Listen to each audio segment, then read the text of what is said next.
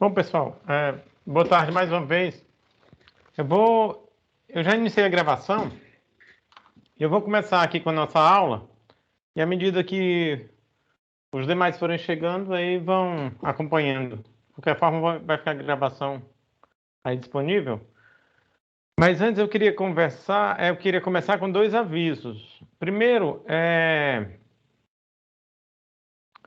os projetos, provavelmente amanhã eu devo estar entregando, mais tarde da manhã eu devo estar entregando para vocês. Estou terminando de consolidar as notas. Eu recebi ontem dos revisores, e aí até amanhã, no final do dia, eu devo estar entregando.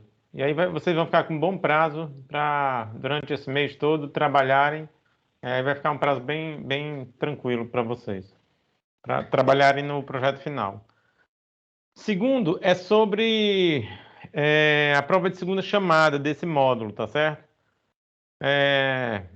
Prova de segunda chamada nunca é bom, porque desestabiliza tudo, mas às vezes o aluno precisa fazer a segunda chamada. Então, assim, para não dar problema, tá certo? Porque, muito embora as regras já estejam bastante estabelecidas, desde quando vocês entraram na universidade e tudo, vocês já estão no sétimo, oitavo semestre, mas parece que ainda tem dúvidas sobre isso, tá certo? Prova de segunda chamada não tem necessidade de ser no horário da aula tradicional. Então, o nosso horário da aula desse semestre são as quartas e sextas de 14 e 16. Não significa dizer que a prova de segunda chamada tem que acontecer nesse horário. Isso daí não está estabelecido em nenhuma norma da universidade. E geralmente acontece justamente isso. A prova de segunda chamada é no horário alternativo. Claro, eu não posso aplicar a prova de segunda chamada no horário de aula, porque se a aula fosse presencial, implicaria que o aluno que vai fazer a segunda chamada, ele já está fadado a perder aquela aula. Então não tem muito sentido, não faz muito sentido. Mas alguns de vocês fazem o pedido de segunda chamada, a gente marca o horário da segunda chamada e questiona porque não é no horário da aula. Isso não faz o menor sentido ser segunda chamada ser no horário da aula. Mas estou esclarecendo mais uma vez, tá certo? Outra coisa é que eu já vou deixar de cara a segunda chamada marcada, antes mesmo da prova. A nossa prova vai ser sexta-feira agora, como a gente havia combinado. Então, sexta-feira agora, de 14 às 16, vocês vão fazer prova.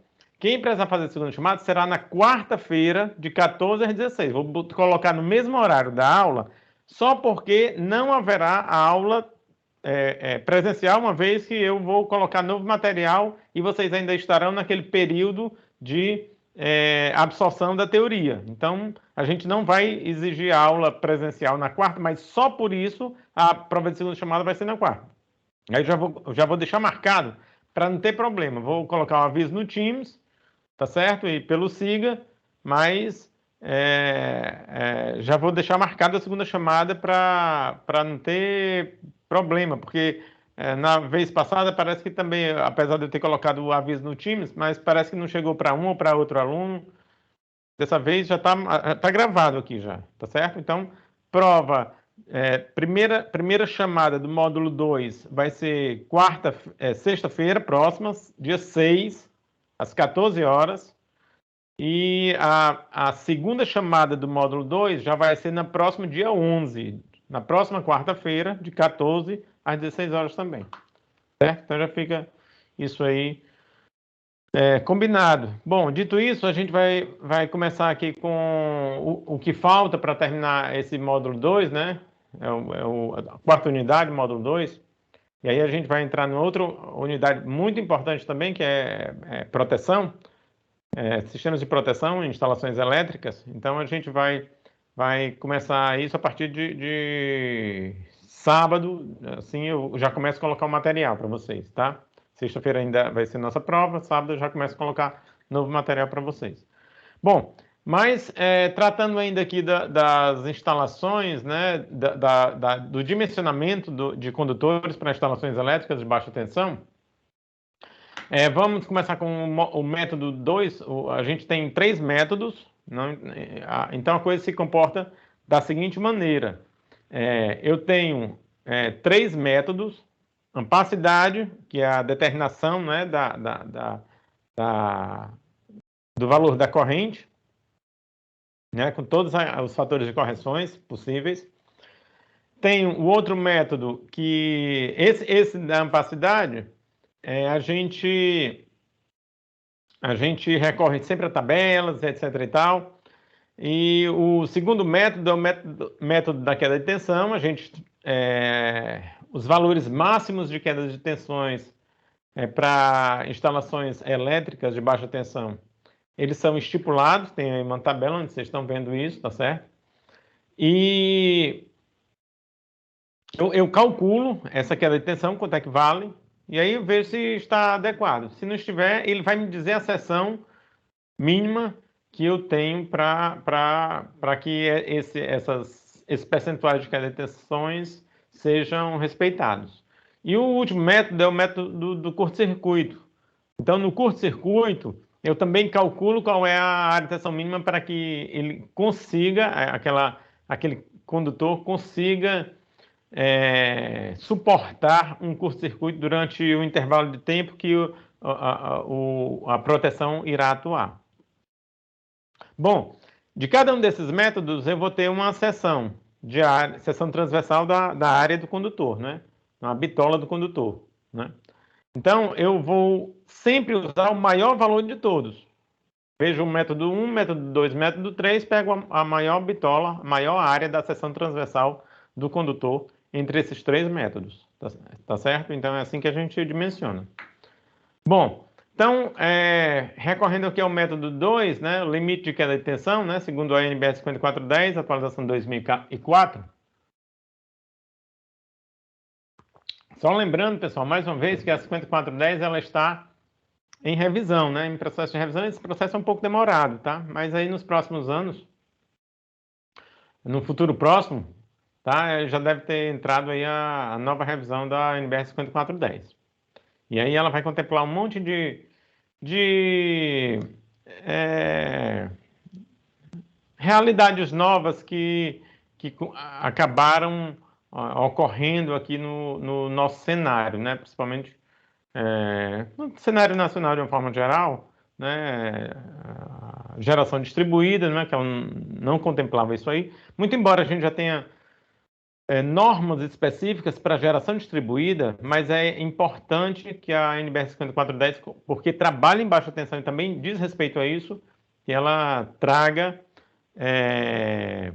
seções específicas para isso, como ela traz seções de proteção, muito embora exista norma específica para proteção, SPDA, sistema de aterramento, todos esses temas que fazem parte das instalações elétricas, tá certo? De baixa tensão, como é o caso do tema que a NBR 5410 trata.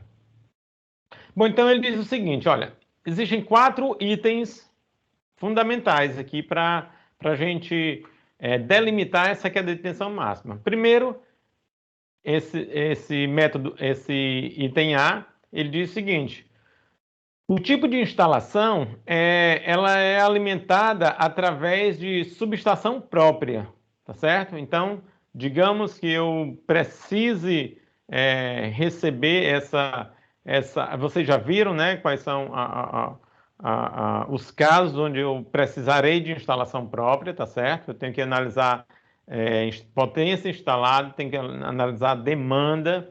Aí ele vai dizer, olha, aqui você vai precisar de subestação própria. Uma vez que eu preciso de subestação própria, ele diz assim, olha, a partir dos terminais do secundário do transformador, bucha do transformador, do secundário do transformador, tá certo? O transformador que está fazendo a conexão entre a rede primária da Enel e a rede secundária, no caso sua, né? Você está trabalhando em baixa tensão, rede primária em média tensão. Então, a partir das buchas de secundário, do trafo, que é subestação própria sua, você vai contar 7% no máximo, desde ali até a ponta mais longa do teu circuito.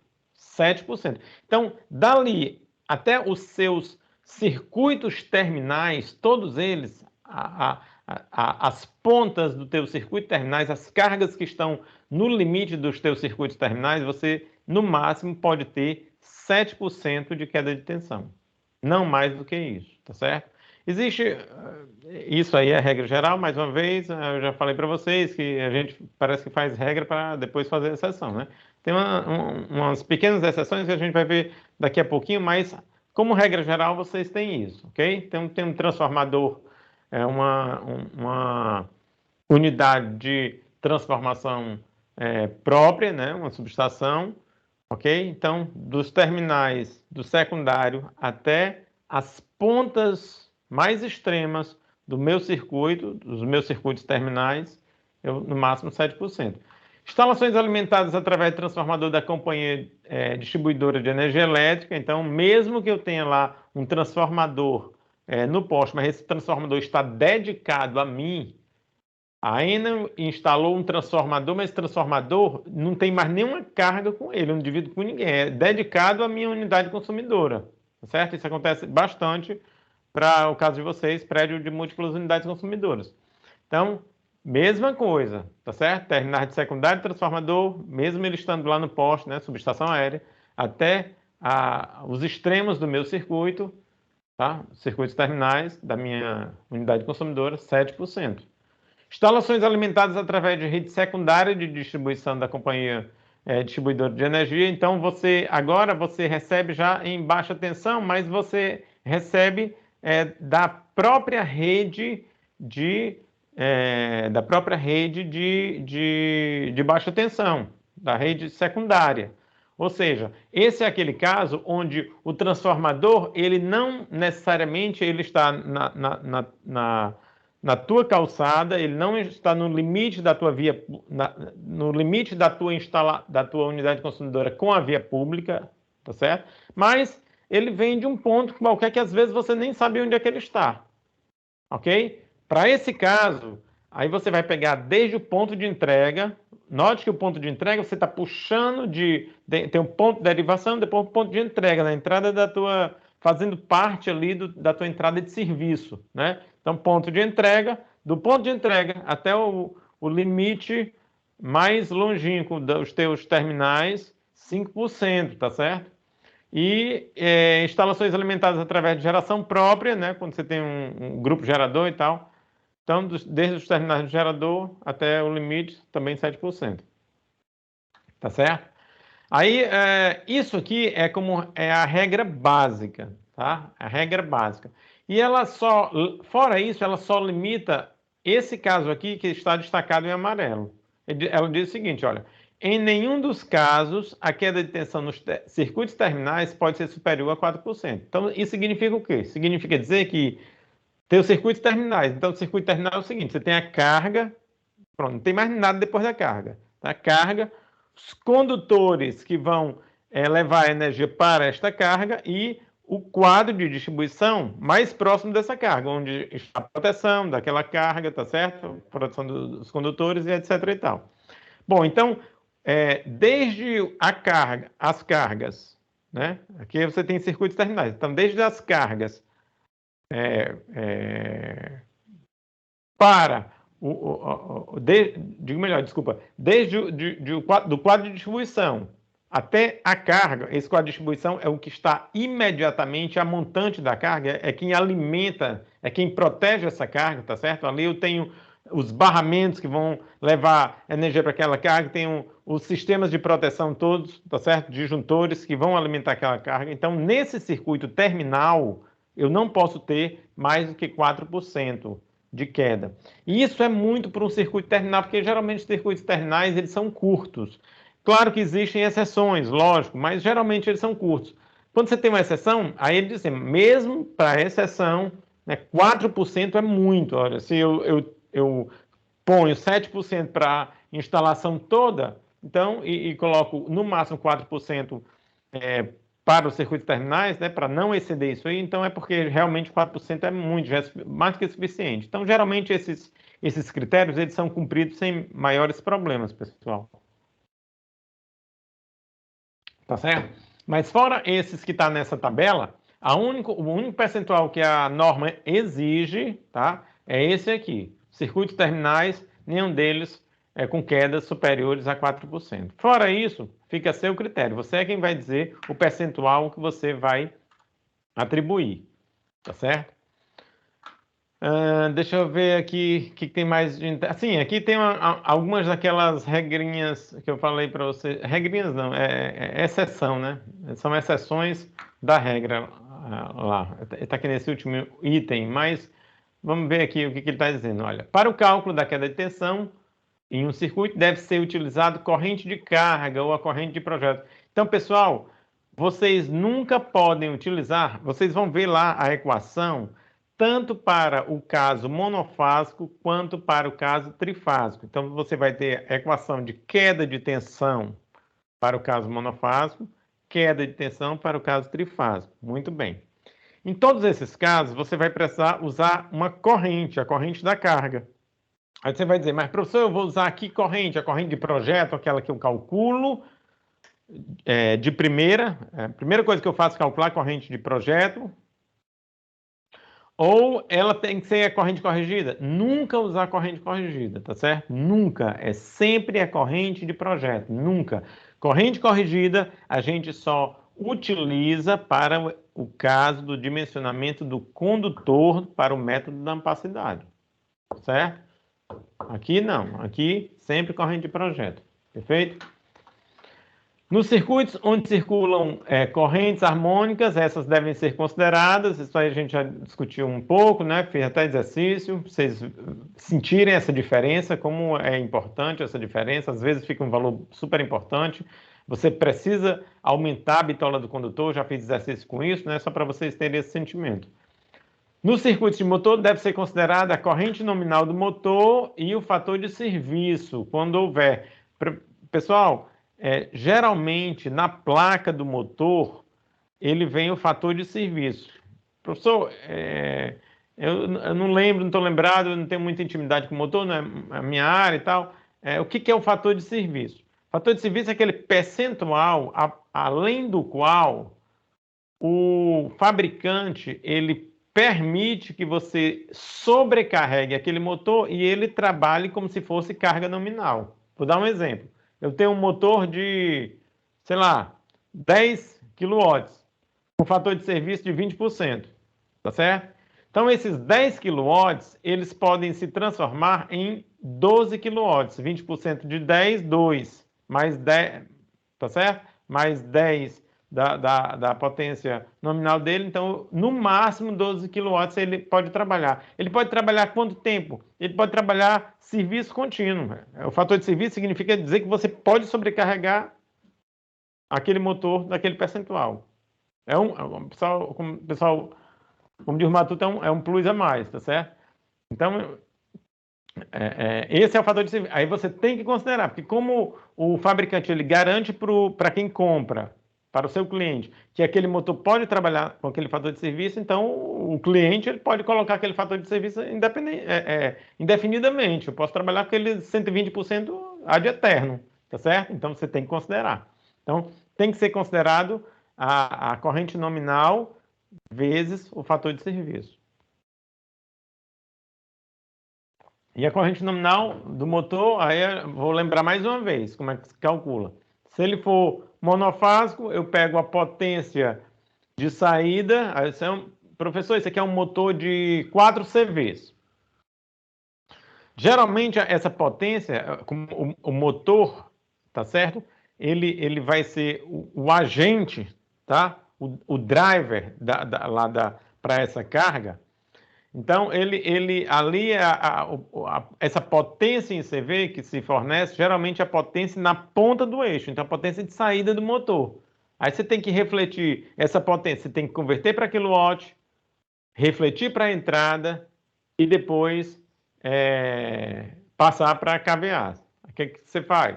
Você converte para quilowatts, multipliquei por 0,736, se estiver em CV. Agora, tá, eu tenho 1 kW. Agora, o que eu vou fazer? Vou refletir para a entrada. Então, tenho que dividir pelo rendimento. E vou passar finalmente para kVA. Vou dividir pelo fator de potência. Então, é assim que eu faço. Tem uma potência de entrada, divido por 220 volts aqui para a gente, que é o valor da tensão fase neutro. Isso aí para motor monofásico. Se for motor trifásico, aí o que eu faço? Mais uma vez, potência de saída, né, em CV, passei para quilowatts, multipliquei por 0,7736, converti para... Tenho agora em quilowatts, converti para CV, dividir pelo fator de potência e vou refletir para a entrada. Então, tem que dividir também pelo rendimento. Uma vez com a potência de entrada, em kVA, vou dividir por raiz de 3 vezes 380. Raiz de 3, 380 tensão de linha, porque aqui, no nosso estado, tensão de linha, 380 volts. Então, é assim que eu calculo as correntes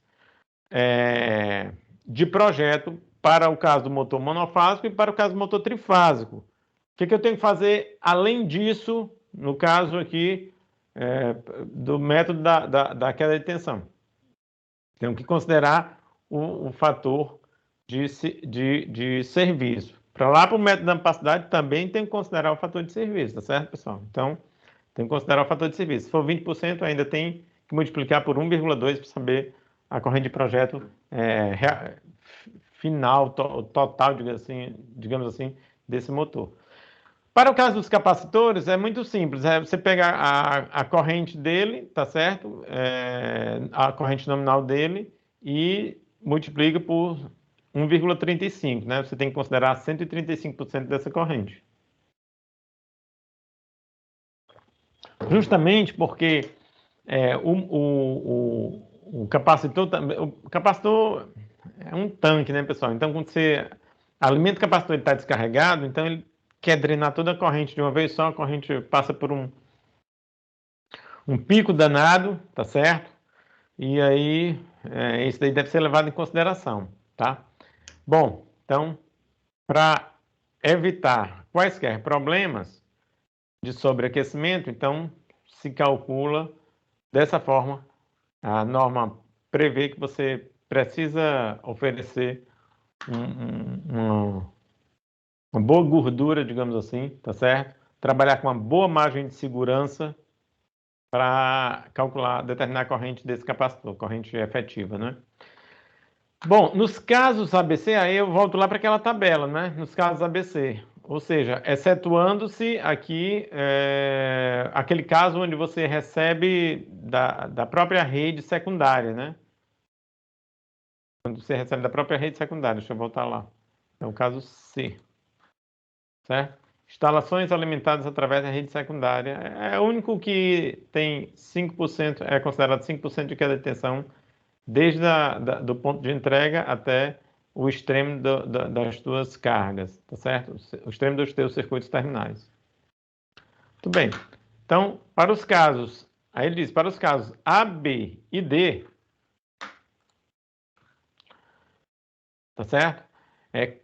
Às vezes eu tenho circuitos muito longos, então quando desses circuitos, o comprimento desse circuito, desde os terminais do secundário, tá certo? Para os transformadores e os terminais lá do grupo gerador, no caso do grupo gerador, até os extremos dos teus circuitos terminais, se esses comprimentos superarem a 100 metros, aí você pode aumentar naquele 7%, você tem o 7% lá, né? Que ele tinha dado como valor máximo.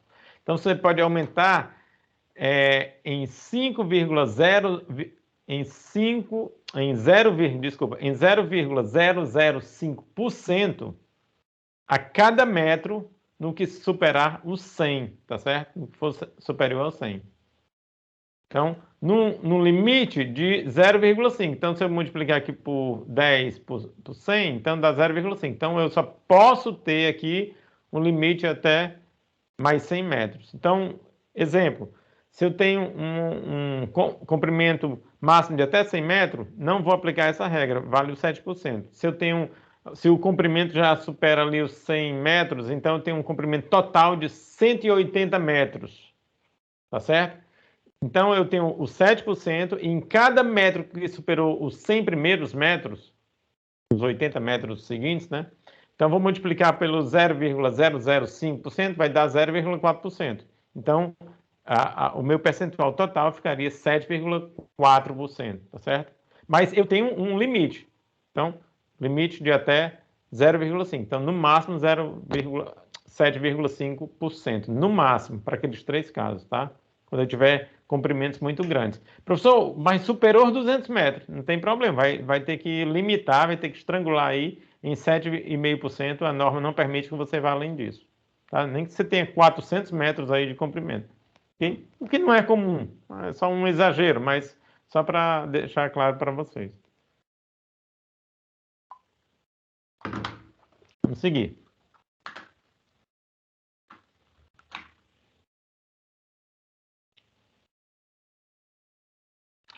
Aí ele também fala sobre alguns casos particulares, tá certo, pessoal? Queda de tensão nos terminais de dispositivos de partida de motores, tá? Ele não deve ser superior a 10%, principalmente quando você está acionando o motor, porque se ele causar uma queda superior a 10%, isso pode impactar nas cargas. Já pensou, você tem vários motores na sua indústria, tá certo? Sua indústria, ela opera ela é uma pequena indústria, né? Também submetida a 5410, lógico. Então, ela opera com vários motores, digamos. Então, cada momento, um motor entrando, esses vários motores, não são tão potentes, mas eu estou, digamos, na ponta da rede, tá certo? A minha indústria, eu recebi um incentivo fiscal, então coloquei uma indústria mais longínqua, então ela está na ponta da rede e aí ela vai afetar mais a rede, né? As minhas cargas afetarão mais a rede porque eu tenho um ponto da rede ali onde eu tenho uma rede fraca, tá certo? Potência de curto-circuito baixa, impedância alta, desde a subestação da alimentadora até o ponto de entrega da minha unidade consumidora.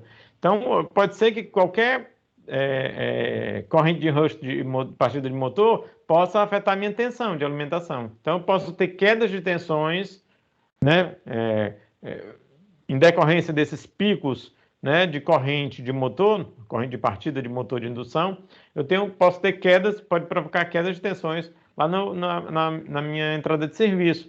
E aí eu vou estar afetando outras cargas, que não são as minhas. E inclusive, minhas cargas também, se eu tiver carga sensível, vai estar afetando. Então ele diz, olha, você tem que evitar isso aí. A única forma de a norma tolerar é se você garantir, né, o fabricante de algum equipamento sensível que você tenha, ele garantir que a carga dele não vai ser afetada se você tiver uma queda de tensão momentânea superior a 10%. Tá bom, beleza. Se isso daí for permitido, ok. Mas se não, você tem que evitar, você tem que corrigir de alguma maneira, tá certo? Então aí você tem que partir para outras soluções. Método de partida, essas questões, né? Método de partida, pode mudar o método de partida, se você utilizar o método de partida correto, você nem vai ter queda de tensões devido à corrente de partida. Ou então, mesmo nos casos mais leves, somente redimensionar o condutor para que você tenha uma bitola maior e aí provoque menor queda de tensão. Para o cálculo da queda de tensão durante o acionamento de um motor, considerar fator de potência 0,30. Lá no final dessa aula, está nos vídeos também, eu resolvo um exercício onde é considerado a queda de tensão em decorrência do acionamento de um motor, tá certo? Para vocês verem como é que se deve fazer. Bom, então, como eu estava falando para vocês, a gente já falou um montão aqui, eu tratei de alguns aspectos que a norma traz, agora a gente vai partir para as contas, tá certo? Aqui é o seguinte, ele está dizendo como é que se calcula a área da seção do condutor, a área mínima, para o caso de um valor percentual de queda de tensão que você já conhece, ok? Então, você conhece o percentual de tensão, que é o percentual de tensão, em percentual. Valor da tensão de alimentação do circuito, fase neutro, tá certo? Aqui a resistividade Para o cobre, a gente considera esse 1,1 sobre 56 ohm, milímetro quadrado por metro, tá? Que é a resistividade. Professor, eu sempre vou considerar isso? Não, se você tiver o valor da resistividade do teu condutor, é o melhor que você faz, porque você trabalha com a resistividade real. Se você não tiver, aí e quiser fazer um cálculo rápido, aproximado, esse valor é um bom valor porque você não erra por muito, tá certo? Vai gerar em torno disso, né? Claro que dependendo do tipo de material, né? O cobre, às vezes, ele recebe um tratamento químico ou outro, tá certo? E existem vários tratamentos térmicos que você pode conferir aos condutores para que ele ganhe novas características e características interessantes. Então, os fabricantes, eles trabalham muito com isso, né? De oferecer um condutor com maior ou menor qualidade, então isso aí influencia também na resistividade. Mas o fabricante ele te oferece tranquilamente essa informação. Se você não tem, quer fazer um cálculo rápido, só para ter uma ideia, usa esse valor aqui que dá bem aproximado. Bom, comprimento do circuito e aqui você tem o valor da corrente, a corrente de projeto, tá certo, pessoal? É a corrente de projeto. Nunca a corrente corrigida por aqueles fatores, nada disso, tá? Corrente de projeto, ok? E aí, o que que você faz? Aqui é uma figura que ele te diz basicamente como é que você deve fazer. Ó. A partir dos secundários do trafo, aí você vai contando os percentuais. Aí ele divide aqui, olha só, você tem aqui o quadro geral, um QGBT, digamos, tem aqui um circuito terminal, a partir desse QGBT principal, aí você tem um outro quadro de distribuição aqui, só do comando de motores, e aqui ele colocou um motor, mas pode ter vários.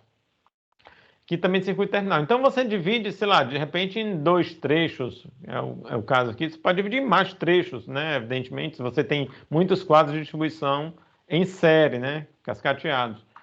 Aí você vai dividindo e vai fixando os percentuais. Ocorre que esse percentual aqui, ó, do circuito terminal, ele não pode ser superior a 4%. Esse e nem esse. Se isso aqui for um circuito terminal, já a partir desse quadro geral, tá certo? De baixa tensão, ele não pode ter uma queda superior a 4%, nem esse. O resto, os percentuais, você escolhe. Esse percentual aqui e esse, você escolhe. Mas você pode fragmentar aí da forma que você achar mais conveniente, a depender do número de quadros de distribuição que você tem, tá certo? Bom, esse aqui é o caso trifásico, pessoal. A equação muda um pouquinho com relação àquela outra lá, mas a cara é a mesma, tá certo? A música muda basicamente esse fator, lá era 200, aqui é 10 raiz de 3, 100 raiz de 3, digo melhor, desculpa. Corrente, comprimento, resistividade, percentual, e aqui nós usamos a tensão de linha ao invés da tensão de fase. Então, basicamente, o que vai me dar é isso, essa tensão aqui e esse fator. Conta igualzinho. Mais uma vez, se não souber a resistividade exata do teu condutor, a resistividade daquele material, aí você utiliza 1 sobre 56 para o cobre, tá certo? Se for alumínio, é diferente. Mas em instalações de baixa tensão, vocês sabem que a NBR 5410 ela proíbe o uso de condutores de alumínio. Então você não pode usar condutores de alumínio. Só quem pode usar é ainda na entrada de serviço, né, até o limite que ela estipula, tá certo? Porque ela é quem manipula com isso, ela manipula com rede viva, tá? Você não pode, ali naqueles pontos, são pontos onde você não pode tocar, tá certo? Você não pode tocar em pontos da rede onde não existe seccionamento. Você está se expondo, está expondo outras pessoas, tá certo? A tensões, sem a possibilidade de uma proteção para te proteger num caso de acidente. Então, não pode, ninguém pode tocar, só quem pode tocar, profissional especializado funcionário da concessionária ou representando a concessionária, tá certo? Empresas terceirizadas, coisas desse tipo. Muito bem, vamos seguindo. O que mais? Bom, aqui é uma maneira de escrever, uma cara nova, digamos assim, para escrever aquela equação lá, mas agora, enquanto a equação anterior ela já te fornece a bitola do condutor, essa outra equação, ela te diz o percentual. Entendeu? Aí você diz assim, ó, aqui é a queda de tensão do circuito trifásico na sua forma mais completa, tá? Então, aqui você tem raiz de 3, o comprimento do condutor, com mais a corrente de projeto, tá certo? Aqui é bacana, pessoal, porque ele te dá, você pode ter, inclusive, vários condutores em paralelo, ele já te dá o percentual. Essa equação aqui, ela calcula o percentual de tensão, tá certo? Que você, aqui para instalações que já estejam feitas, né, é bem interessante você utilizar isso aqui, porque você dimensiona e sabe o percentual. Você tem todos esses dados, né? Você sabe o percentual que você vai ter de queda para uma instalação que já esteja funcional, tá certo? Então você tem aqui, ó, esse fator de raiz de 3, esse fator de 10. Você tem aqui os comprimento e a corrente do condutor. Você vai ter a resistência, pessoal, resistência CA, tá certo? Não resistência C, resistência CA do condutor, reatância do condutor. Esses dados aqui são dados de catálogo. O fabricante, por exemplo, a Prysmian ou a Pirelli, ela te fornece o modelo do condutor, ele vai te fornecer um monte de dados. Ela vai dizer, ó, esse condutor aqui, eu tenho esse modelo aqui nessas bitolas, para essas tensões de isolação, tá certo? Ela vai te dizer lá. E a depender da bitola, aí você vai ter valores distintos para resistência CA e para reatância. Você vai precisar do fator de potência da carga. Então você pega a carga, tá certo? Ela vai ter o seu fator de potência e aí você utiliza aqui, descobre o φ e utiliza aqui para extrair a parte resistiva e a parte reativa dessa corrente. O que você está fazendo é isso, tá certo? Considerando a parte resistiva e a parte reativa dessa corrente. Muito bem. Você vai ter o número de condutores em paralelo e também você vai ter, mais uma vez, aqui a tensão de linha, tá certo? Se só tiver um condutor, não tem problema, coloca um aqui, valor 1. Mas se você tiver mais de um condutor, aí você já pode calcular o percentual de tudo, não precisa se preocupar, depois fazer conta, paralelismo, nada disso. Você já tem aqui tudo certinho. Agora você tem que... Aqui está o negócio, pessoal.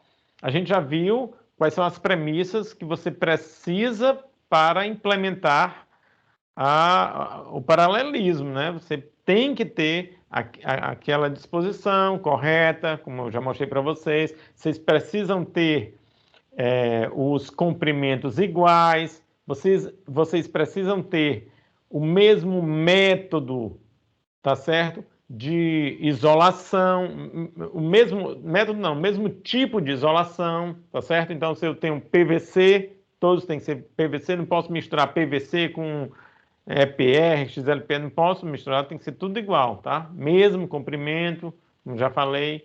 Então, aí você pode aplicar paralelismo e pode recorrer também a essa equação aqui, tá? Para calcular os níveis de percentuais de queda de tensão. Professor? Oi. Posso tirar uma dúvida? Pode falar. Pode voltar um slide? Volta para a equação, por gentileza. Com relação a esse parâmetro NCP, esse número de condutores, no caso de um circuito trifásico, eu considero esse valor de N igual a 3 ou igual a 1? Não. 1. Se eu tiver 2 circuitos trifásicos, 2 motores, por exemplo, se eu quiser fazer esse cálculo, então vai ser 2 no caso, né? Não, N igual a 2. peraí, vamos com calma. Você tem, isso aqui é para um circuito, né? Certo. Aí, digamos, você tem aqui o circuito terminal de um motor. A Ok. alimentação vai só para ele, tá certo? Ok, Perfeito? tô entendendo. Perfeito. Pronto. Aí eu tenho lá o meu quadro de distribuição dos motores. Eu tenho os barramentos trifásicos, tenho mais a proteção, não vou precisar do neutro. Posso ter o barramento neutro, mas não vou utilizar, porque não vai neutro para eles. Mas eu tenho, nesse circuito de distribuição, 3 circuitos trifásicos. Significa dizer que eu tenho 3 disjuntores trifásicos que vai alimentar um a cada motor. Então, de cada um desses disjuntores trifásicos, vai sair um conjunto de 3 condutores para alimentar o motor A, 3 para o motor B, 3 para o motor C. Então, vou fazer o cálculo para o motor A. Aí, para o motor A, eu vou pegar a corrente dele, tá certo? A corrente de projeto. Professor, se tiver fator de serviço diferente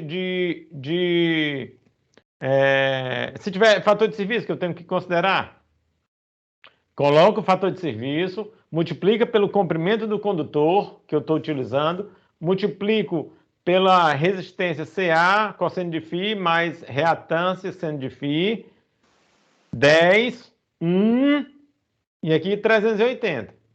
Tá certo? Uhum. Isso não tem nada a ver com agrupamento, não, né? No caso, aí é porque Não. falou... Ah, tá. Não. Eu estou confundindo com agrupamento.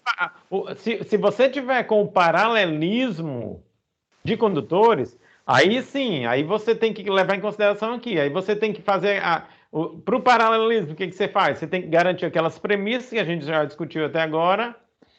Você tem que escolher se você vai ter a disposição dos condutores na forma plana ou na forma trifólio, e tem que ver quantos condutores você vai ter por fase.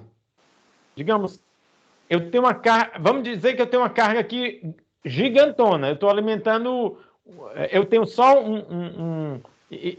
você entendeu para esse caso aí dos 3 Entendi. motores? Isso aí para cada um dos motores, e cada um vai ter a sua corrente, vai ter o seu comprimento de condutor. Se forem iguais, perfeito, mas eles podem ser diferentes. Muito bem.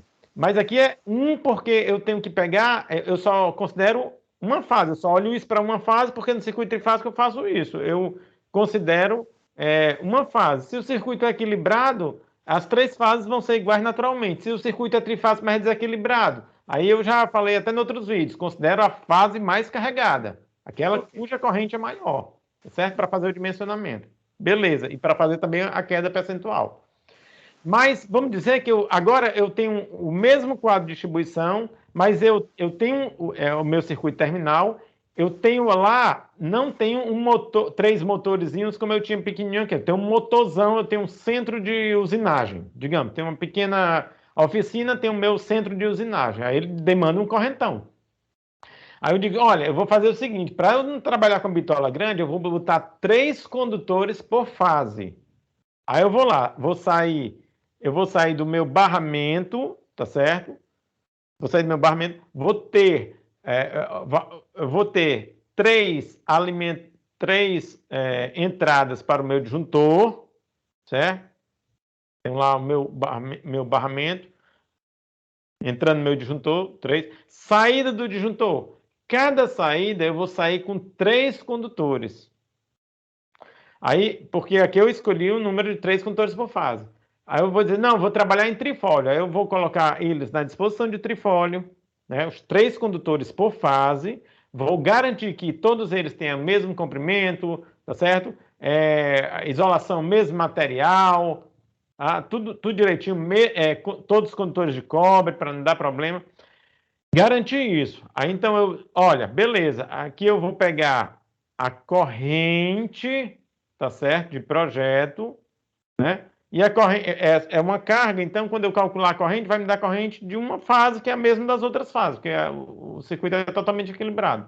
Então, vou pegar a corrente de projeto, vou pegar o comprimento, que vai ser igual, tá certo? Estou saindo de um ponto para entregar para essa carga, então não tem porquê. Eu vou sair em trifólio.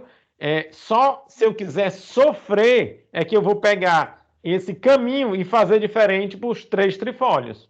Se eu for amigo de mim mesmo, eu não vou fazer isso. Eu vou fazer o convencional, que é sair todos os 3 conjuntos, pelo mesmo caminho para chegar lá, ter as mesmas condições e eu não ter problema, tá certo, com indutância mútua. Porque se eu tiver problema com indutância mútua, com carga grandona, não tem conversa, eu vou ter desbalanço de tensão. Aí, desbalanço de tensão, eu estou dando um tiro no meu pé, tá certo, pessoal? Então, beleza. Fiz isso. Então, eu tenho conhecimento do meu comprimento, tenho conhecimento da minha corrente. Isso aqui eu pesco do fabricante, vou lá no catálogo e vejo, eu sei qual é o modelo do condutor que eu comprei, e também seu fator de potência da carga, porque o fabricante vai me dizer qual é o fator de potência médio que o centro de usinagem trabalha. Extrair o meu fio, substituir aqui e aqui, beleza. Aqui embaixo eu sei que é 380, e aqui eu vou utilizar 3. Mas não é 3 por causa das 3 fases, é 3 porque em cada uma das fases eu estou levando um trifólio, tá certo? Estou levando um conjunto de 3 condutores. Ok? Ok, professor, agora ficou claro. Beleza. Então vamos nessa. Aí, sim, pois bem, aí eu estou aqui com a. Acabou que essa tabela é antiga e ela veio com erro. Eu já tinha tirado isso, mas eu acho que eu não salvei, não. Eu tinha colocado aqui, ó. Miliohm. Aqui tá todo maluco. Miliohm metro por metro, né? Bom, enfim. Bom, aqui eu tenho a minha resistência CA. Aqui, aliás, miliohm por metro, né? Só que esse miliohm aqui, aqui tem um L, só para vocês terem cuidado não confundir, entender que isso daqui foi uma falha lá de onde eu pesquei essa tabela, tá certo, pessoal? Que é miliohm por metro. Às vezes é dado miliohm por metro, às vezes dado em ohm por quilômetro, tá certo? Então, tanto faz. Muito bem. Então, eu tenho aqui, olha, a seção, aí eu tenho a resistência CA e a reatância. Sequência positiva e sequência zero. Às vezes você precisa de sequência zero, essas informações, para calcular o curto-circuito. Mas como a gente não vai aprender isso agora, né, só no próximo capítulo, então não vou falar disso agora, tá? O que vai interessar para a gente é só sequência positiva, por enquanto. Quando a gente estiver calculando o curto-circuito, né, propriamente dito, aí eu vou mostrar para vocês a diferença de um e de outro, tá? Bom, então, aí dependendo da minha bitola, eu vou ter valores maiores ou menores, tá? Quanto maior a bitola, menor o valor da resistência e também da reatância. Mas geralmente, pessoal, quando se trabalha na baixa tensão, os valores de resistência e reatância são altos, principalmente a resistência, tá? Você perde, aquece demais, ok? Na alta tensão é diferente, a resistência é desprezível e a reatância assume maiores valores. Na baixa tensão é o contrário. Muito bem, aqui é só para apresentar a vocês esta... Eu vou resolver um exercício para depois a gente passar para o curto-circuito. Já está se aproximando das 3 horas. Deixa eu ver aqui. Ele diz o seguinte, olha. Calcular a seção... Deixa eu ver se esse exercício ele já está, inclusive, resolvido lá no vídeo. Diz, calcular a seção do condutor que liga um quadro geral de força a um centro de comando de motores, sabendo que a carga é composta por 10 motores de 10 CVs, 4 polos, 380 volts, fator de serviço unitário. E o comprimento do circuito é 150 metros. Adotar condutor unipolar de cobre, isolado em PVC, instalado no interior de canaleta não ventilada e enterrada. Isso aqui é tudo para você descobrir o fator de agrupamento. Oh, desculpa. É tudo para você descobrir o método de referência. E aí, claro, pelo método da ampacidade, né, você vai consultar as tabelas corretas, né? Mas quando ele fala aqui, a forma como é instalado é para você descobrir o método de referência, isso diz respeito à ampacidade, tá? Tanto o curto-circuito quanto a queda de tensão, eles não ligam para isso, não. Admitindo que a detenção máxima de 3%, tá certo? Para esse circuito aqui. Aqui é um circuito terminal, então eu vou... Não, aqui não é um circuito terminal ainda. É o circuito entre dois quadros, né? O circuito entre dois quadros. Ok, beleza, excelente. Então ele amarrou 3%, tá certo? Para cá. Tem uma distância considerável, fez bem, amarrar 3%. Show de bola. Então, considerar fator de potência 0,8, rendimento 91%, temperatura do solo 35 graus, resistividade térmica do solo 2,5, é o padrão. Então, primeiro método da ampacidade. Agora a gente já vai começar a resolver as coisas pelos dois métodos e aí comparar os dois. Depois que aprendermos o último, a gente resolve pelos três e compara todos. Aí ele foi aqui, olha só, descobriu o método de referência, método D, tá certo? É cobre, né? Então vou recorrer a essa tabela aqui. Tá? Então, método D, cheguei na tabela, e aí ele diz, olha, tabela 36, né, da NBR 5410, aí ele diz, método A, A1, A2, B1, B2, não me interessa, C tampouco, método D, perfeito. Só que eu tenho 3 condutores ativos. Última coluna. Pronto, já amarrei a coluna, já estou sabendo de quase tudo aqui, pessoal. Agora a gente vai adiante, né? Primeira coisa a fazer, como sempre, calcular a corrente de projeto. Não tem conversa, pessoal. Corrente bruta, limpa e seca. Sem nada de correção, nada. Então, olha só. Vou multiplicar número de motores pela potência. Então, eu tenho 10 motores de 10 CVs. 10 motores de 10 CVs. Vou pegar o CV e multiplicar por 0,736 para gerar isso aqui em quilowatt. Vou dividir o quilowatt pelo fator de potência. Vai me dar em kVA. Vou dividir a potência de saída pelo rendimento. Vai refletir isso tudo para a potência de entrada. Agora, como o circuito é trifásico, eu vou dividir por raiz de 3 vezes a tensão de linha, tá certo? Aí você diz, professor, por que apareceu 0,380? Não era 380 aqui? Mas é porque eu estou usando em quilowatt. Ó. Se eu tivesse multiplicado por 736 aqui em cima, aqui embaixo eu iria usar 380. Como eu estou multiplicando por 0,736, eu estou em kVA. Se eu dividir por V, vai dar em quiloamperes. Eu não quero em quiloamperes, tá certo? Aí eu vou dividir em kV para o resultado ficar em amperes, aí fica tudo certinho. Mas se você tiver dúvida quanto a isso, é só multiplicar aqui em cima por 736, embaixo por 380, fica todo mundo normal, ninguém briga. Bom, então a corrente de projeto 153,6 amperes. Daí já deu você bateu o olho nessa tabela aqui, 153, tá certo? Você já vinha aqui, ó, você já viria para 95, né? Já viria para 95. Porque 70 milímetros quadrados não dá. Vamos ver quais são as cenas dos próximos capítulos, tá certo? Corrente corrigida. Olha só. Os fatores. Fator de correção de temperatura, porque eu tenho 35 graus, né? Não tenho 30. Então, 0,84. Ele já foi lá buscar. Correção da resistividade do solo. Tá, é 2,5. Então, não considero.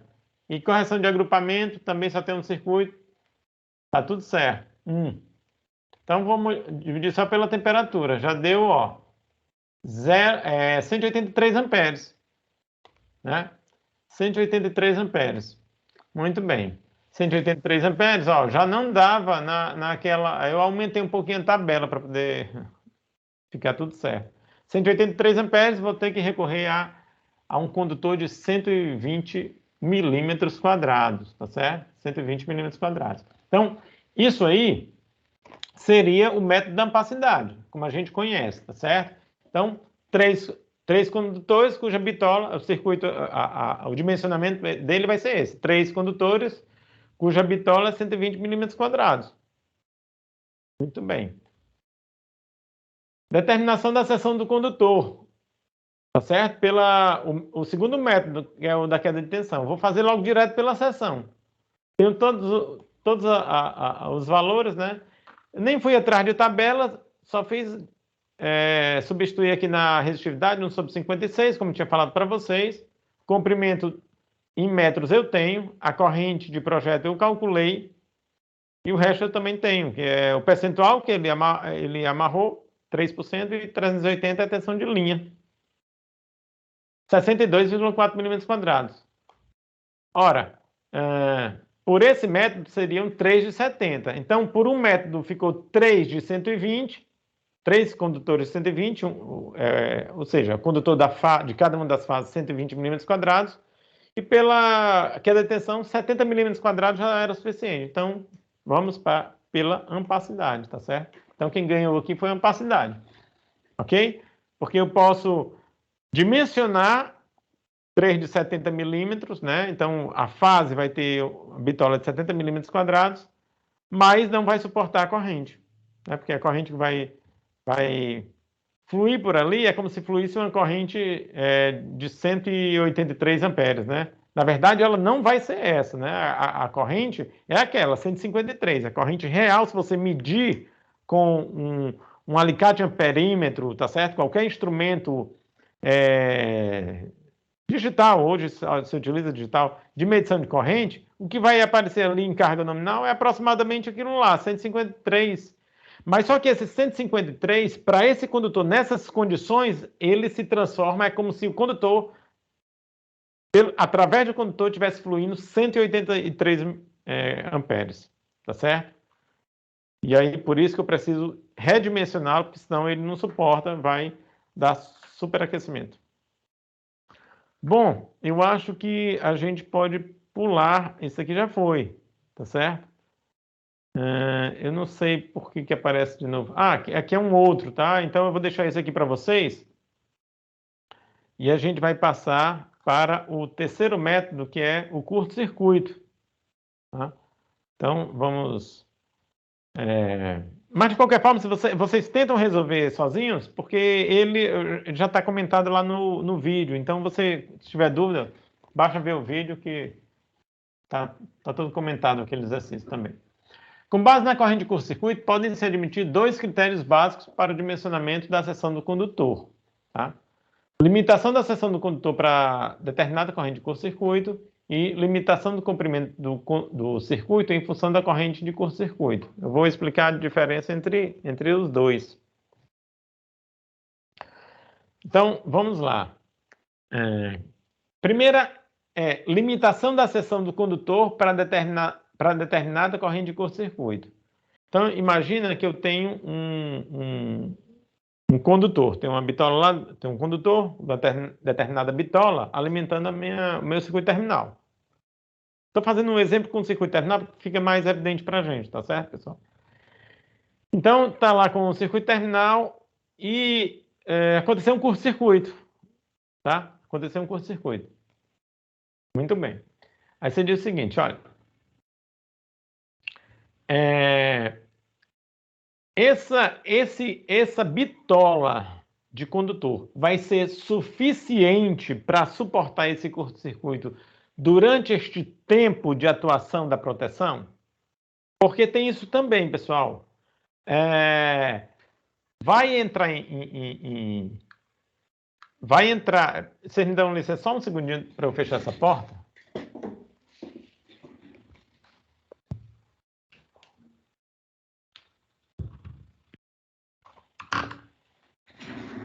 Está de barulho aqui atrapalhar a nossa aula. Bom, então, pessoal, como eu estava falando para vocês, eu tenho um determinado condutor alimentando um circuito terminal e aconteceu um curto-circuito. E aí tem essa questão. Eu tenho que dimensionar a minha proteção, a gente não aprendeu isso ainda, isso aí é cena dos próximos capítulos, tá certo? Cena dos próximos capítulos é proteção. Então eu tenho que dimensionar, olha, esse meu disjuntor aqui, ele vai precisar atuar em 300 milissegundos, digamos. Esse meu relé, ele vai atuar em 250 milissegundos. Ou então 400 milissegundos, tá?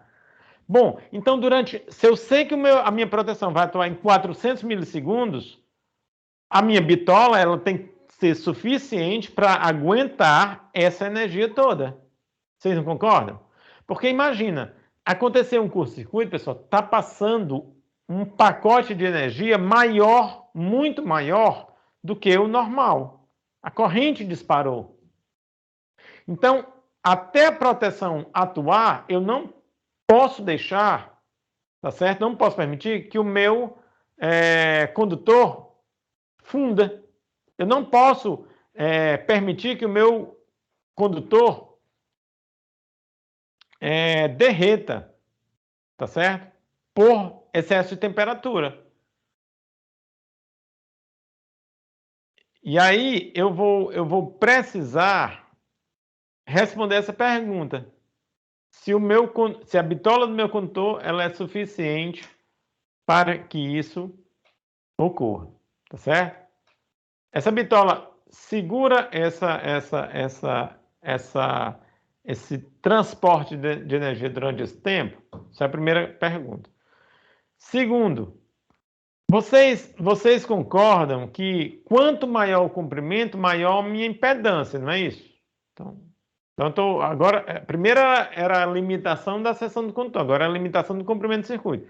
Quanto maior esse comprimento do meu circuito, maior a minha impedância. Então, se eu estou passando aquele pacote de energia, eu tenho uma limitação desse comprimento pela limitação da minha impedância. Eu não posso ter impedância mais alta porque a minha corrente que está passando, ela está aumentando. Quanto maior a impedância, maior a dissipação por efeito Joule. Maiores são os riscos. Então, eu tenho que limitar o comprimento. Então, o meu critério da capacidade de curto-circuito, ele vai ser interessante para responder duas perguntas. Primeiro, qual é a seção do condutor mínima? Segundo, qual é o comprimento máximo do meu circuito? Que ele não pode ter um comprimento infinito, tá? Então, primeira pergunta que ele vai responder é essa. Qual a seção mínima, qual a bitola mínima que o meu condutor deve ter? Segundo, qual o comprimento máximo que o meu circuito pode ter, tá certo? Então, são essas duas premissas aí que a gente vai ter que responder. Primeiro, com relação à seção do condutor, né? Como é que eu vou fazer isso? Eu vou passar um pouco mais rapidinho aqui, porque já está bem explicado lá nos vídeos, mas vocês podem fazer isso de duas maneiras. Existe a maneira gráfica, existe a maneira analítica de se fazer, tá? Gráfico, de acordo com as curvas que o próprio fabricante nos oferece. Então, eu tenho uma curva aqui característica desse fabricante, tá certo?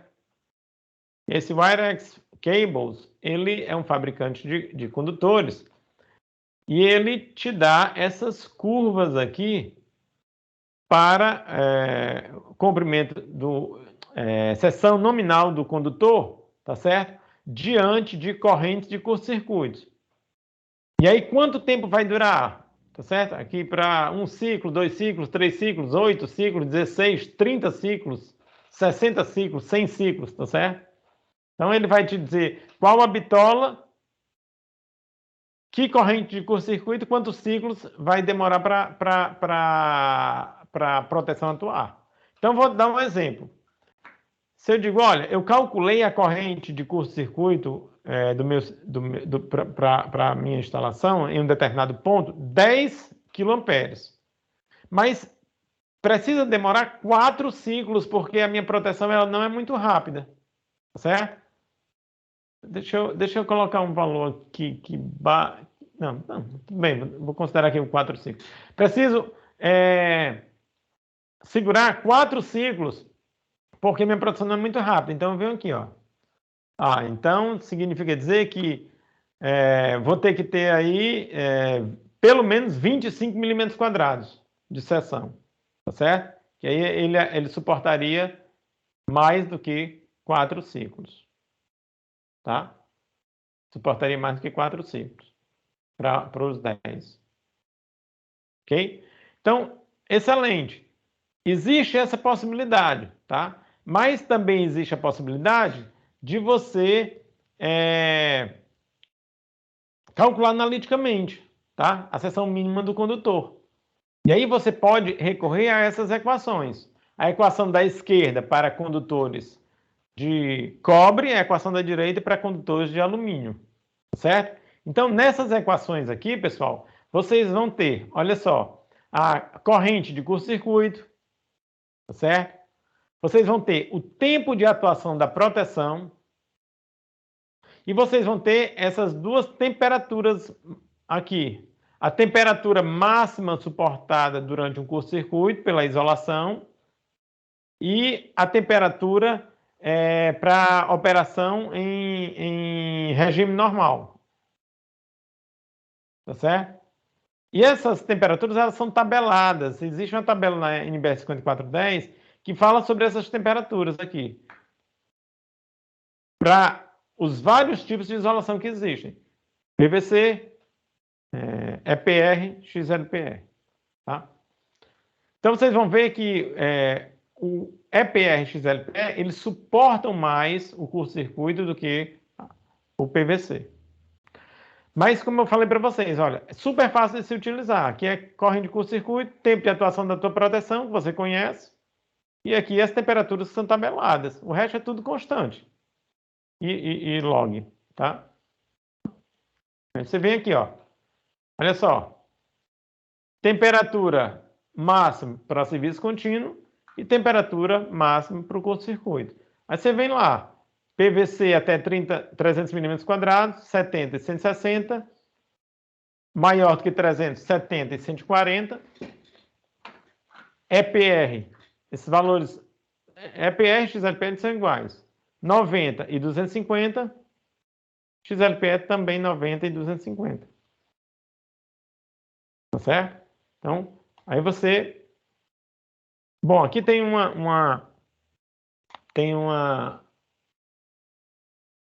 exercício já contemplando todos os métodos, né?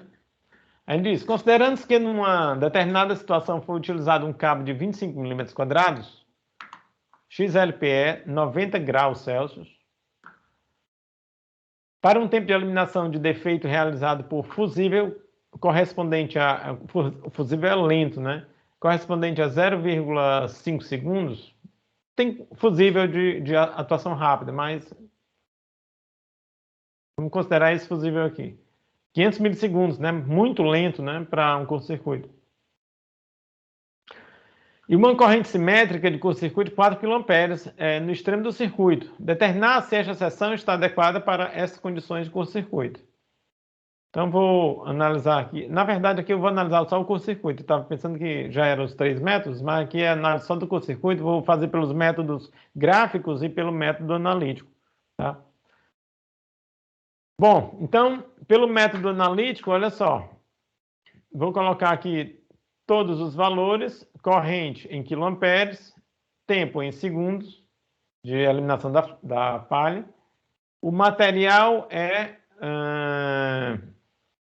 alumínio, né?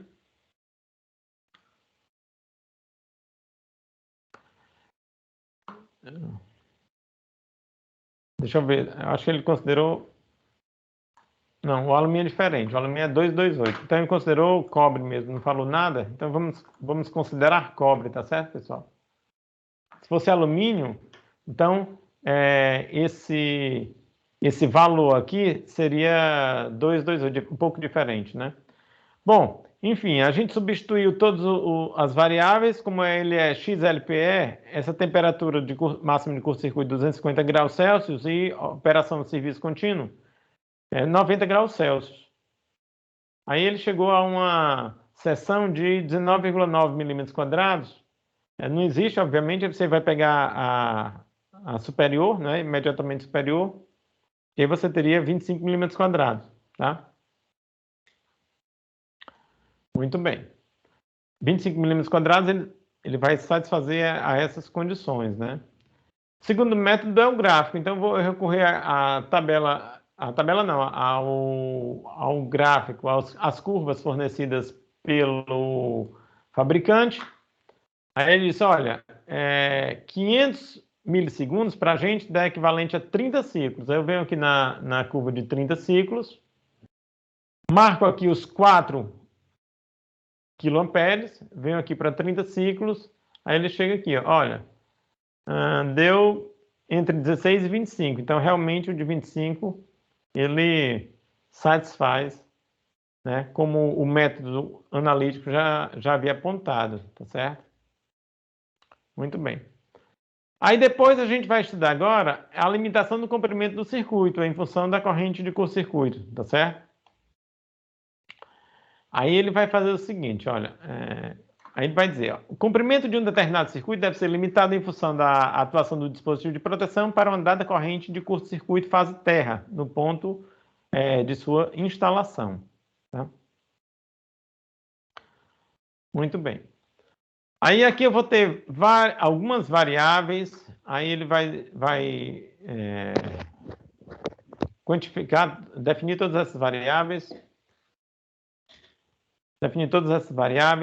Então, eu tenho aqui, ó, isso aqui é a tensão de linha, tá certo? Do meu circuito. Corrente de curto-circuito, que assegura a atuação da proteção. Aí eu vou ter essas duas impedâncias aqui, pessoal, tá? Essa ZMP inicial, ela é dada em ohms, certo? Então, é impedância de sequência positiva desde a fonte até a barra que deriva o circuito já referido, certo? Então, é o que eu tenho a montante. Então, vai acontecer o curto-circuito aqui, o que eu tenho de impedância a montante. Porque, claro, se acontece um curto-circuito aqui, o que eu tiver de impedância montante, ele está no caminho, tá certo? E esse ZJP é a impedância de sequência positiva ajusante da barra, ou seja, aquela que deve ter o seu valor limitado ao comprimento LC. Então, mais uma vez, eu tenho aqui, vamos dividir o circuito em 3 pontos, eu tenho a minha alimentação, a minha fonte, digamos que seja o secundário do meu transformador, eu tenho o quadro de distribuição que alimenta essa carga e eu tenho a carga, que é a ponta da carga, digamos, a extremidade da carga, tá? Então, em relação ao meu quadro de distribuição, que é onde está a proteção, eu vou pegar a impedância a montante em ohms, esse ZMP, e depois eu vou pegar a impedância ajusante. Só que essa impedância ajusante, ela vai ser dada em miliohms por metro, tá certo? Vou pegar essa impedância ajusante, ou seja, a impedância desde o quadro de distribuição até a extremidade da carga. E aí vou considerar tudo isso aqui e ele vai me dizer que comprimento máximo eu poderia ter desde a minha carga até o quadro de distribuição que a alimenta. Então, desde o quadro de distribuição que alimenta essa carga de interesse até a carga propriamente dita. Então, fazer um exemplo aqui para a gente fixar esse conceito, tá certo? Então, ele diz assim, ó, determinar o comprimento máximo de um circuito que alimenta o motor, né, o motor aqui 40 CV, 380 volts, 4 polos. Sabendo que a corrente de curto-circuito fase terra no centro de comando de motores, ou de máquinas, que assegura o disparo da proteção do fusível em 200 milissegundos, é de 500 amperes. Então, uma corrente baixinha, mas eu botei um fusível dimensionado para essa corrente. Corrente baixa, 500 amperes, mas esse fusível vai atuar até no tempo rápido de 200 milissegundos. A impedância do sistema, desde a fonte até o CCM, é essa daqui. Então, essa aqui é essa primeira Ou seja, é o que vai desde o quadro de distribuição, desde a fonte, ou seja, o secundário do tráfego, até o quadro de distribuição, essa ZMP, dada em ohms, certo? E essa outra ZJP, que é o que está ajusante, ele vai falar daqui a pouquinho. Os condutores são isolados em PVC e estão instalados em eletroduto interior de canaleta fechada com dimensão de 30 por 30 centímetros. Isso aqui ele está falando como está sendo montado para você já pescar o método de referência. Provavelmente aqui ele vai querer que resolva pelos 3 métodos, certo? Ampacidade, queda de tensão e curto-circuito. Aqui vai ficar bem completo a resolução desse exercício. Comprimento do circuito terminal do motor 50 metros, aí esse daí a gente vai analisar, né? A última coisa que a gente vai fazer no método do curto-circuito é analisar esse comprimento, ver se ele está dentro do máximo permitido. Valor do cosseno, a carga, já está dizendo aqui, ó, o fator de potência da carga, tá certo? Rendimento, temperatura ambiente, admitir que a tensão máxima para esse trecho, né? Esse trecho que ele fala é o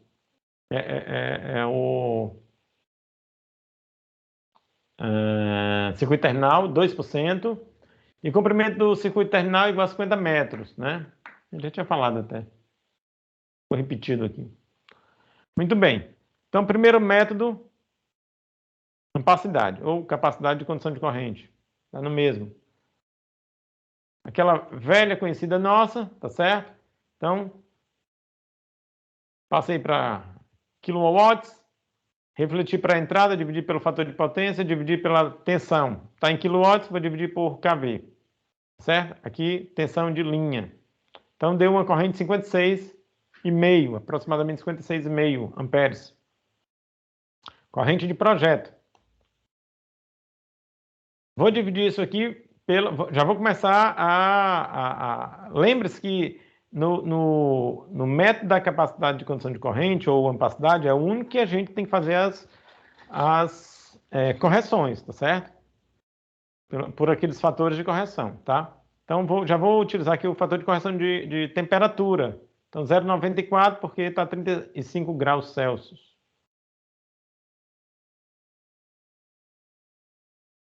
Bom, o que mais? Deixa eu ver o que tem mais aqui.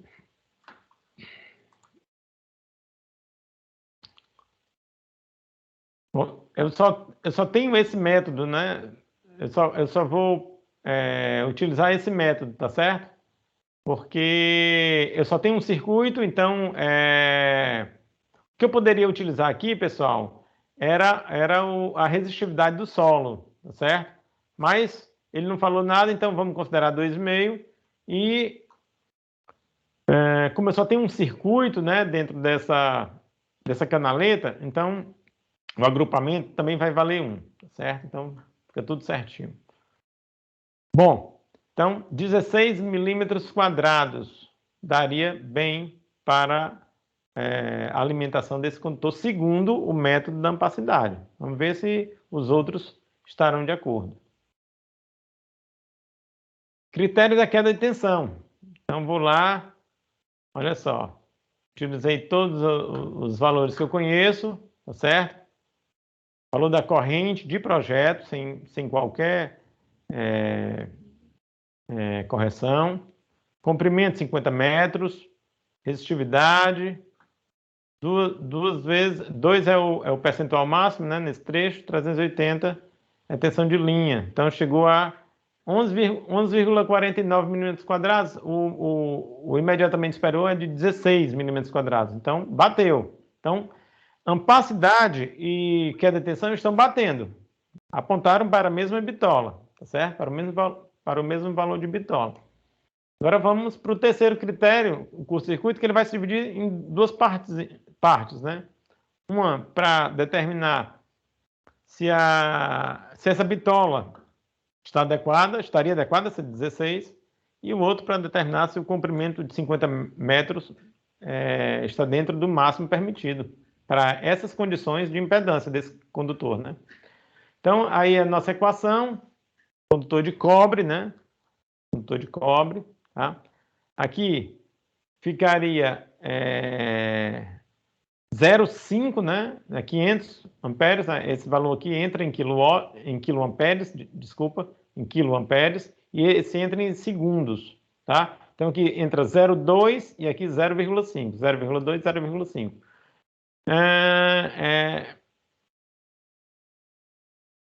Eu estou querendo saber aqui se ele falou alguma informação sobre a...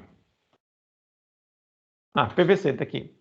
Então, a isolação em PVC, aqui vai ficar 160 em cima, embaixo 70, certo? 160 e 70. Então, muito bem. 2 milímetros quadrados não existe, 2,5 seria o mais próximo, né? Já seria suficiente, tá certo?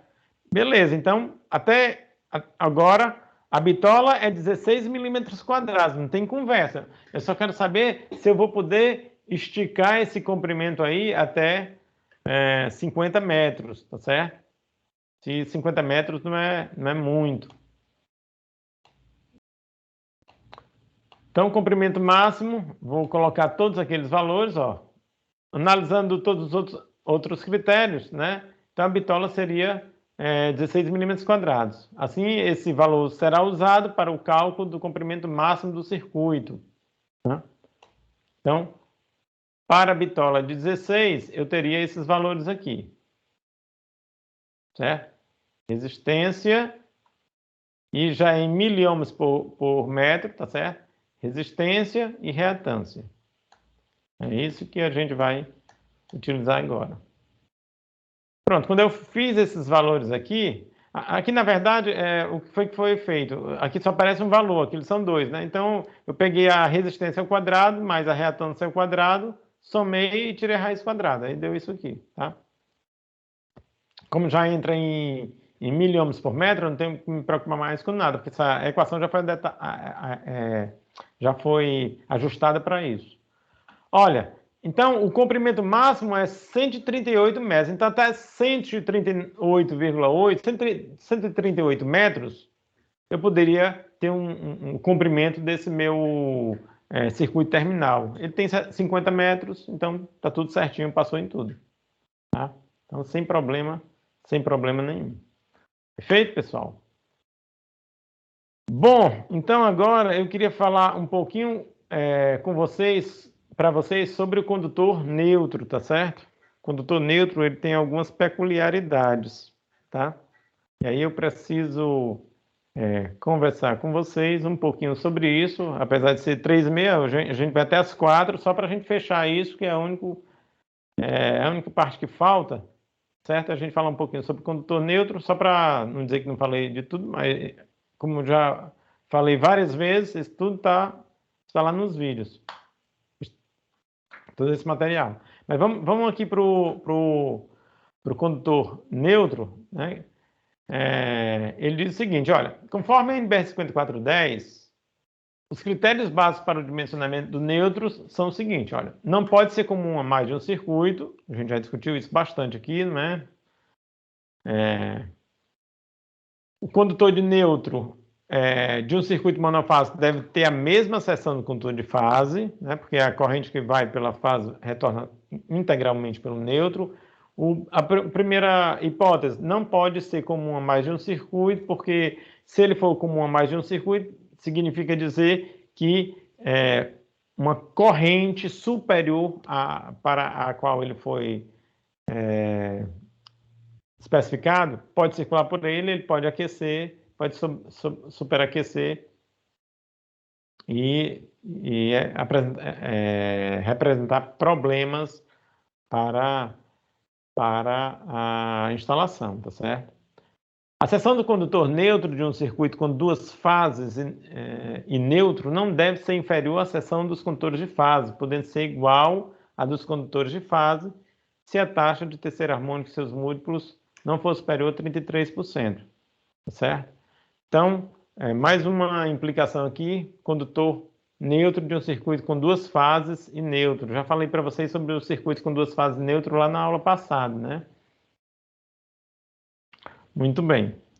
Uma coisa que a gente vai ter que se preocupar, pessoal, é com a questão das harmônicas. A gente vai já falar aqui um pouquinho, que existem tabelas na NBR 5410 que tratam disso. Vamos nessa. Quando no circuito trifásico com neutro, ou no circuito com duas fases e neutro, a taxa de terceira harmônica e seus múltiplos for superior a 33%, pode ser necessário um condutor de neutro com seção superior dos condutores de fase. A gente vai ver que existem percentuais onde é permitido que a bitola do neutro seja igual à da fase, certo? E outros percentuais de harmônicas de ordem ímpar, na verdade, não são só terceira harmônico, são harmônicos de ordem ímpar, né? Desculpa. Sim, terceiro harmônico e seus múltiplos, na verdade, certo? Harmônico de ordem ímpar não, terceiro harmônico e seus múltiplos, tá? Porque são todas as harmônicas de sequência zero, tá? São as componentes homopolares. Então, essa tabela ela diz respeito à harmônica de sequência zero, componente homopolar, porque a componente homopolar ela circula pelo neutro, tá? Como já falei aqui anteriormente. Bom, então, os percentuais eles são tais, né? Você calcula o condutor de fase, joga um percentual em relação à fase para determinar o neutro, para que ele possa suportar as correntes harmônicas que vão circular por ele.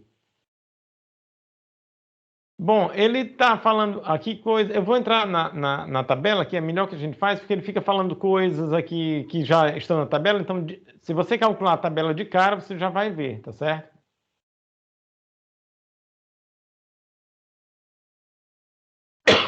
Desculpa.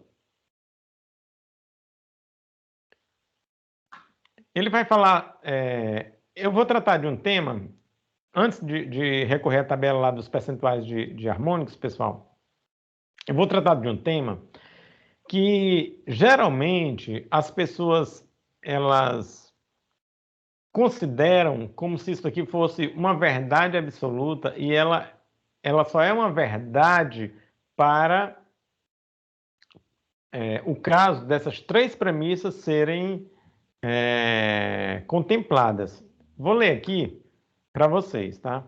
Então, ele disse, olha, quando a seção dos condutores de fase de um circuito trifásico com neutro for superior a 25 mm², a seção do condutor de neutro pode ser inferior à seção dos condutores de fase. Tem a tabela 48 da NBR 5410 que garante isso aí. Mas, para isso acontecer, para você usar a tabela 48 da NBR 5410, é preciso que essas três condições sejam simultaneamente satisfeitas. Você não pode usar a tabela 48 da NBR 5410 quando essas condições não forem satisfeitas simultaneamente. O circuito for presumivelmente equilibrado em serviço normal, isso aqui para garantir, pessoal, é muito difícil. A corrente das fases não contiver uma taxa de terceira harmônica e seus múltiplos superior a 15%, isso aqui é mais fácil, depende da carga. Nem todas as cargas têm harmônicos. Numa instalação residencial, por exemplo, depende do padrão, né? Porque o camarada às vezes tem muito eletrônico e aí realmente isso daí vai se refletir numa corrente harmônica importante, tá? Então, isso aqui depende da carga, ok? O condutor de neutro for protegido contra sobrecorrente, ok? Então, se o condutor de neutro for protegido contra sobrecorrente, existem alguns casos onde o neutro é protegido contra sobrecorrente, tá?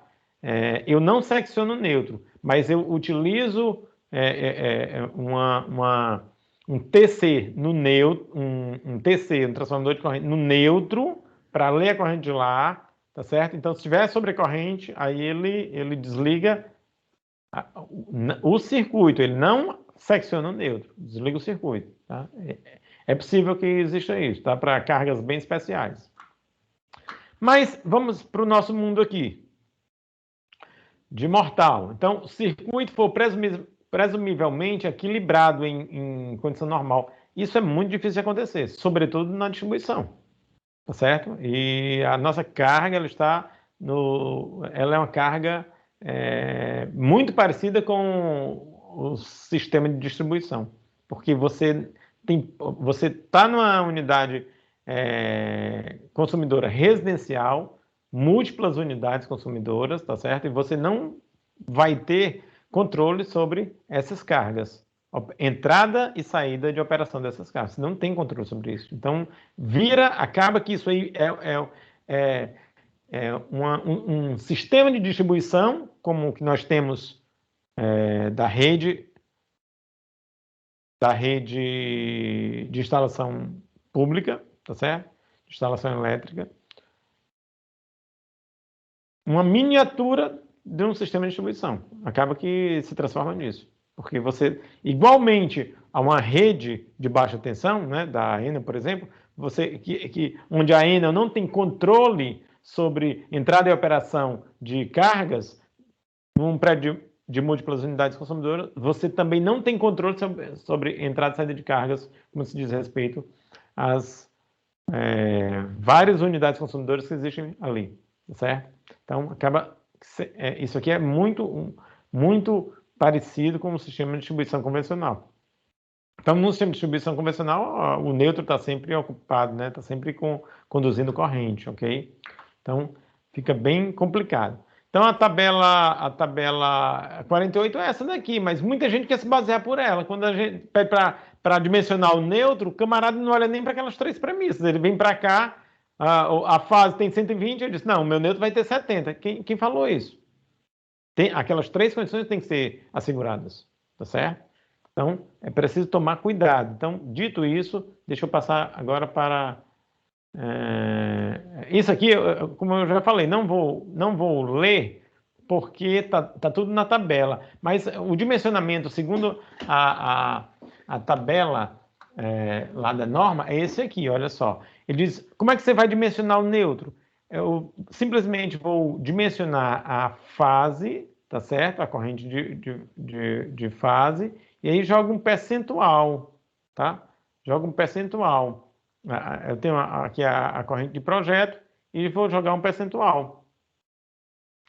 E esse percentual eu vou extrair da tabela, certo? Como é que eu vou dimensionar o neutro? Vou dimensionar a fase, tá certo? Vou jogar um percentual, que eu vou tirar da tabela. Essa tabela ela vai estar lá no anexo F, se eu não me engano.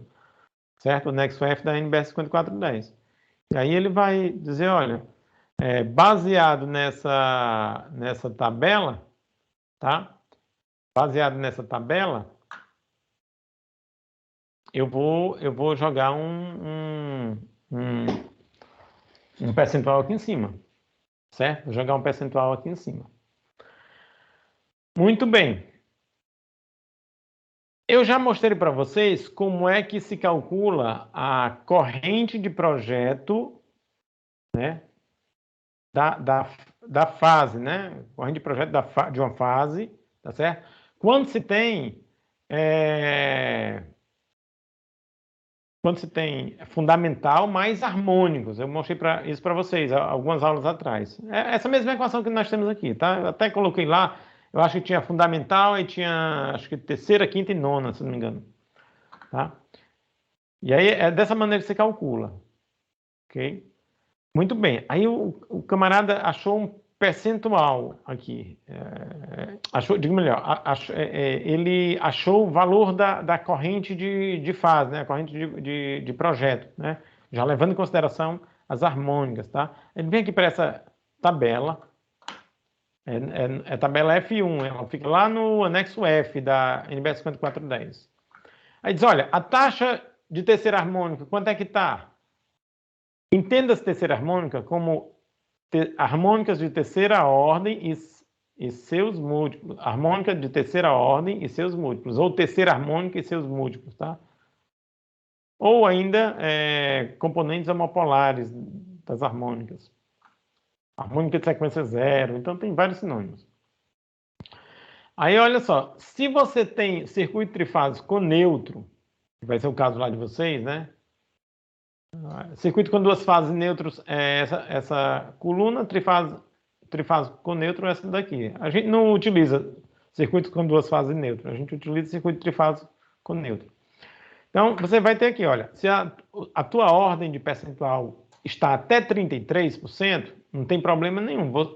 O condutor de fase de neutro serão iguais, os mesmos.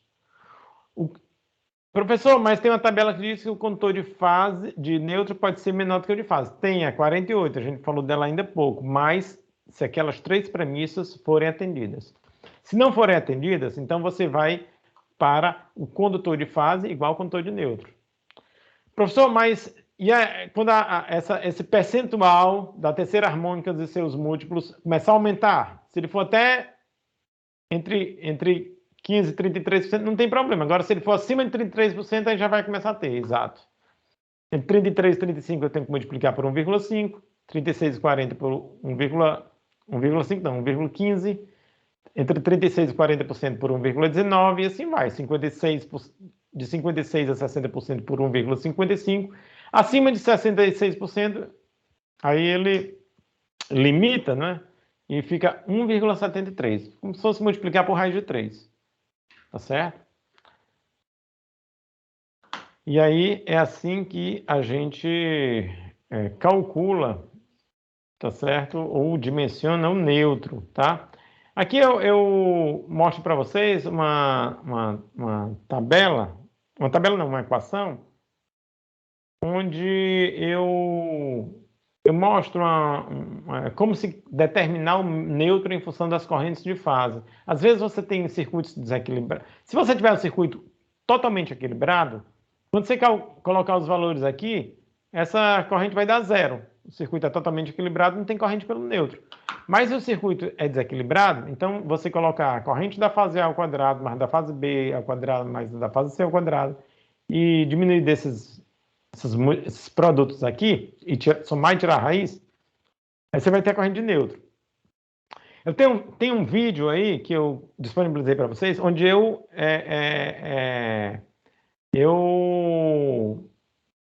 faço a dedução dessa equação, tá certo? É simples, não é besta de cabeça não. Vocês olhando o vídeo lá, vocês vão pegar rapidamente. Mas essa é a maneira de você calcular. Professor, existe maneira mais fácil de fazer isso? Existe. Se você pegar um alicate a perímetro, colocar no cabeamento do neutro, aí você vai medir a corrente. Aí é uma coisa mais real, né? Por assim dizer. Você vai medir a corrente que está circulando pelo neutro naquele momento, tá certo? Mas, se você tem uma ideia das correntes de fase, é possível você fazer um cálculo analítico e ter uma ideia também das correntes do neutro, quanto é que elas valem, pelo menos a ordem, né? Dessas correntes, tá certo? Porque vai ser bastante importante você conhecer. Aqui é um exemplo simples, né? Você conhecer as correntes, tá certo? Tanto de todas as fases quanto as correntes de neutro, ok? Ele disse assim, olha só, para esse exemplo aqui, pessoal, na fase A eu tinha 50 amperes, fase B 70 amperes, na fase C 80 amperes. Aí ficou dessa maneira aqui, tá certo? Eu só considerei aqui as fundamentais, não considerei harmônicos, ok? Então, olha só, aí eu tenho 26 amperes de corrente de desequilíbrio, né? 26 amperes de corrente de desequilíbrio no neutro. Cabe observar, no entanto, que a seção do condutor neutro deve ser dimensionada em função da corrente da fase mais carregada, que é de 80 amperes, que dita a seção do condutor de fase, certo? Então, nesse caso aqui, eu vou dimensionar o neutro em função do dimensionamento da corrente da fase mais... Sempre eu vou pegar o pior caso, sempre vou pegar a fase mais carregada, certo? Onde eu tenho maior...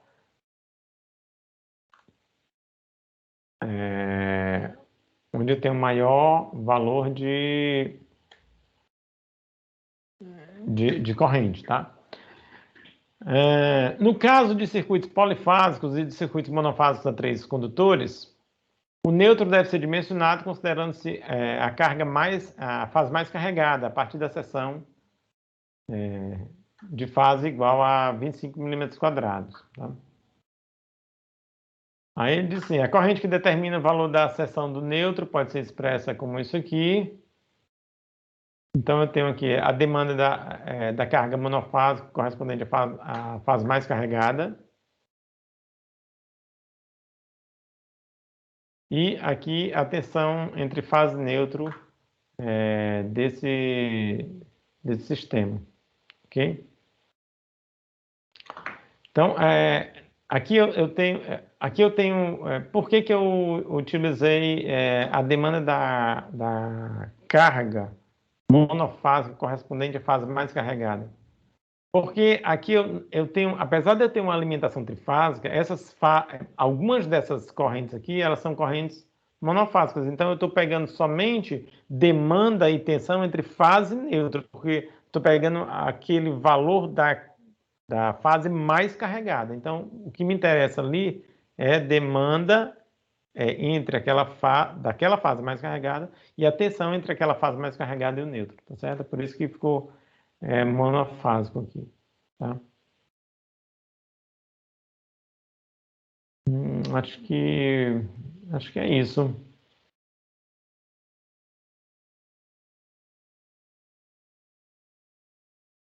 Aqui eu aqui tem o dimensionamento da proteção, pessoal, mas eu não quero falar disso agora não, porque a gente não entrou em proteção ainda. Então, eu não vou falar do dimensionamento da proteção para não misturar as coisas. Proteção é um assunto só do outro módulo. Então, a gente fica com o dimensionamento completo, né, para essa nossa avaliação, né? A gente vai ter as unidades 3 e 4, então vou ter as ETs, né? 124, 126, ou 126 agora entendas por 942, e também vou ter o dimensionamento de condutores segundo os 3 critérios, né? Fazer isso para a fase, e o dimensionamento do neutro, como a gente discutiu ainda há pouco, tá certo? Bom, eu vou fechar o meu microfone agora, que eu já falei um bocado, e vou esperar por alguma dúvida de vocês.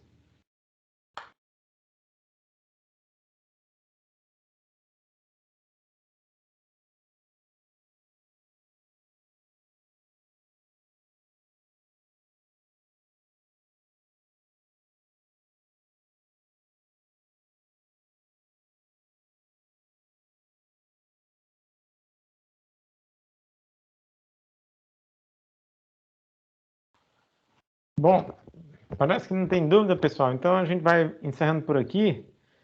E na sexta-feira, às 14 horas, nossa provinha, ok? Ok, professor, tranquilo.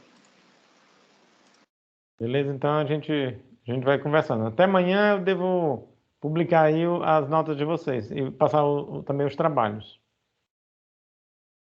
Até mais, pessoal. Um abraço. Até mais, professor. Obrigado.